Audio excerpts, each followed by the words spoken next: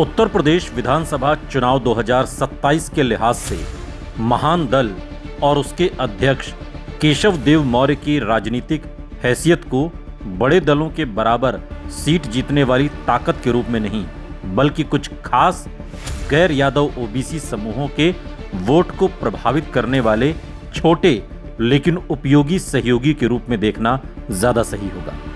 महान दल की स्थापना केशव देव मौर्य ने 2008 में की थी और पार्टी की मुख्य पहचान मुख्य रूप से मौर्य, कुशवाहा, शाक्य, सैनी और कंबोज जैसे गैर यादव ओबीसी समूहों के बीच प्रभाव बनाने की कोशिश से जुड़ी रही है। पार्टी का प्रभाव खासकर पश्चिमी यूपी और रोहेलखंड में बताया जाता है। केशव देव मौर्य की सबसे बड़ी राजनीतिक खासियत यह है कि उन्होंने अलग अलग समय पर कांग्रेस, सपा और बीजेपी के साथ राजनीतिक समीकरण बनाए हैं। इसलिए उनकी उपयोगिता केवल चुनाव जीतने तक सीमित नहीं रही, बल्कि वो गठबंधन के जरिए अपने सामाजिक आधार को किसी बड़े दल के पक्ष में मोड़ने वाले नेता के रूप में सामने आए।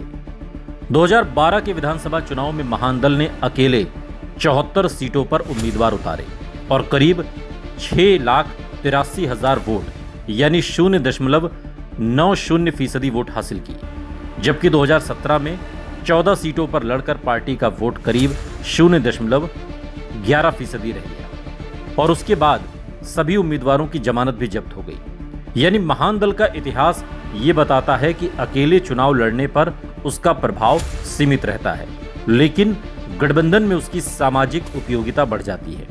2019 में कांग्रेस ने भी महान दल के साथ गठबंधन किया था और उससे पहले 2014 में कांग्रेस आरएलडी के साथ महान दल ने बदायूं, नगीना और एटा जैसी लोकसभा सीटों पर चुनावी तालमेल किया था।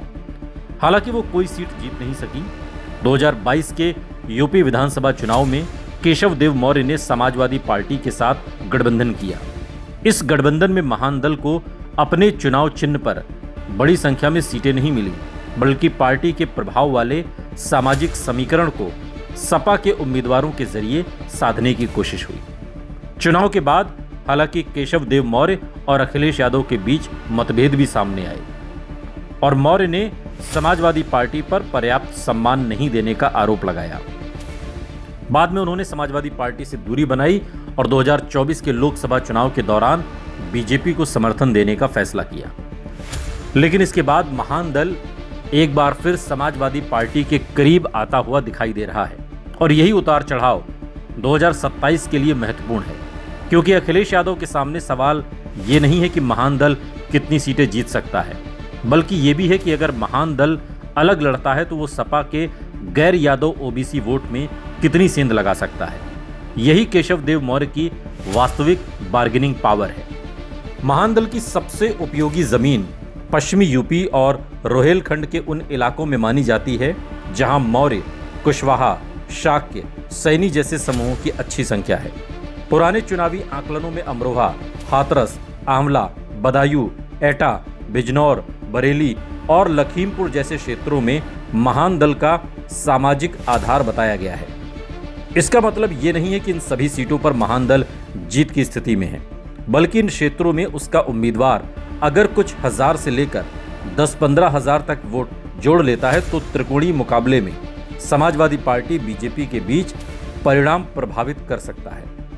यही वजह है कि बदायूं, सहसवान, बिलसी, बिसौली, एटा, अमरोहा, नौगामा, सादात, बिजनौर, नगीना, धामपुर, चांदपुर, बरेली, ग्रामीण, आंवला बेल्ट और लखीमपुर क्षेत्र में इन सीटों पर महान दल के संभावित प्रभाव क्षेत्र के तौर पर देखा जाता है। लेकिन इनमें से किस सीट पर वास्तव में निर्णायक प्रभाव होगा, ये 2027 के उम्मीदवार और गठबंधन की अंतिम संरचना पर निर्भर करेगा। केशव देव मौर्य की ताकत का दूसरा पहलू उनकी गैर यादव पिछड़ा राजनीति की भाषा है। सपा की सबसे बड़ी सामाजिक ताकत यादव मुस्लिम गठजोड़ रही है, लेकिन अखिलेश यादव पिछले कुछ समय से पीडीए के जरिए गैर यादव ओबीसी, दलित और अल्पसंख्यक समूहों को जोड़ने की कोशिश कर रहे हैं। ऐसे में महान दल जैसा संगठन सपा के लिए इसलिए उपयोगी है क्योंकि वो सीधे यादव वोट नहीं, बल्कि उस हिस्से को संबोधित करता है जिसे सपा अपने पीडीए में जोड़ना चाहती है। 2022 में महान दल सपा गठबंधन के बावजूद कोई विधानसभा सीट नहीं मिली, लेकिन इसका अर्थ ये भी नहीं कि गठबंधन बेकार था। उस चुनाव में महान दल के प्रभाव वाले उम्मीदवारों और कार्यकर्ताओं ने सपा के सामाजिक गठजोड़ को विस्तार देने की कोशिश की। केशव देव मौर्य की व्यक्तिगत राजनीतिक कमजोरी ये है कि उनका अपना चुनावी वोट बैंक राज्यव्यापी और स्थायी रूप से प्रमाणित नहीं हुआ है। उनकी पार्टी ने कई चुनावों में गठबंधन किए, लेकिन खुद विधानसभा या लोकसभा में मजबूत संख्या नहीं बना सकी। 2022 में उनकी पत्नी और बेटे ने सपा के टिकट पर चुनाव लड़ा था और दोनों दूसरे स्थान पर रहे थे। फर्रुखाबाद और बिलसी में ये प्रदर्शन बताता है कि परिवार का राजनीतिक नेटवर्क कुछ क्षेत्रों में मौजूद है, लेकिन अभी उसे सीट जीतने वाली व्यापक ताकत कहना थोड़ा जल्दबाजी होगी। 2027 में परिस्थिति कुछ अलग हो सकती है, क्योंकि सपा के पास 2024 लोकसभा चुनाव के बाद अपेक्षाकृत मजबूत विपक्षी स्थिति है और अखिलेश यादव को गैर यादव ओबीसी वोटों का विस्तार करने की जरूरत है। पीडीए में भी केशव देव मौर्य फिट बैठते हैं।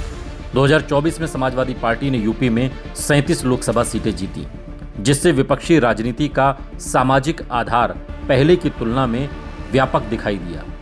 इस पृष्ठभूमि में यदि सपा कांग्रेस गठबंधन में महान दल भी शामिल होता है तो अखिलेश यादव के लिए सबसे तर्कसंगत रणनीति ये हो सकती है कि महान दल को बहुत ज्यादा सीटें देने की बजाय उन सीटों पर उम्मीदवार उतारने का मौका दिया जाए जहां उसका अपना संगठन और सामाजिक आधार है। हमारे आकलन में 5 से 8 सीटें महान दल के लिए एक व्यावहारिक पैकेज होगा, जबकि 8 से 10 सीटें उसकी अधिकतम बार्गेनिंग डिमांड हो सकती है। 15 से 20 सीटें देना सपा के लिए कठिन होगा, क्योंकि उसे कांग्रेस, संभवतः अन्य सहयोगियों और अपने संगठन के बीच सीटों का संतुलन बनाना होगा। संभावित सीटों में बिलसी, बिसौली, सहसवान, बदायूं क्षेत्र की कोई सीट, अमरोहा, नौगांवा, सादात बेल्ट की कोई सीट, बिजनौर या नगीना क्षेत्र की कोई सीट, एटा, मारहरा क्षेत्र या बरेली, आंवला बेल्ट की कोई एक सीट पर बातचीत हो सकती है। इनमें खासकर बिलसी और बदायूं बेल्ट इसलिए महत्वपूर्ण हो सकते हैं क्योंकि केशव देव मौर्य परिवार का यहाँ चुनावी संपर्क रहा है और मौर्य, शाह के कुशवाहा, सैनी जैसे समूहों की मौजूदगी पार्टी के लिए आधार प्रदान करती है। इसलिए ये सूची अंतिम सीट बंटवारा नहीं, बल्कि सामाजिक और पिछले चुनावी नेटवर्क पर आधारित संभावित सीटों का आकलन है।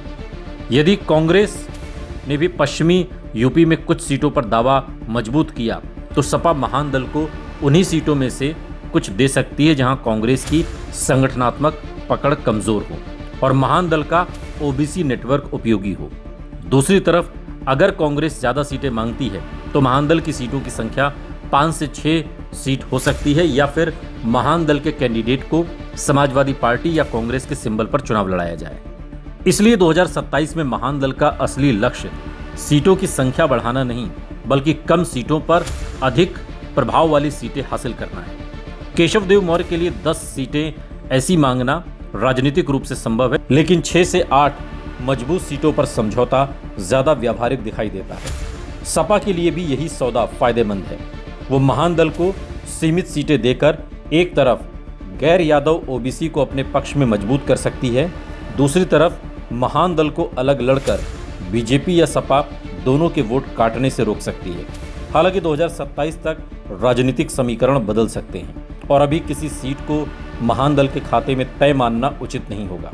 कुल मिलाकर केशव देव मौर्य सीट जिताऊ से ज्यादा वोट ट्रांसफर और वोट कटवा रोकने वाले सहयोगियों की भूमिका में मजबूत है। अगर अखिलेश यादव इस ताकत को समझते हुए 5 से 8 प्रभाव वाली सीटें देते हैं तो महान दल सपा कांग्रेस गठबंधन के पीडीए विस्तार में उपयोगी कड़ी बन सकता है। लेकिन अगर उसे नजरअंदाज किया जाता है तो वही सीमित लेकिन केंद्रित गैर यादव ओबीसी वोट कई करीबी सीटों पर चुनाव के अंतर को बदलने की क्षमता भी रखता है।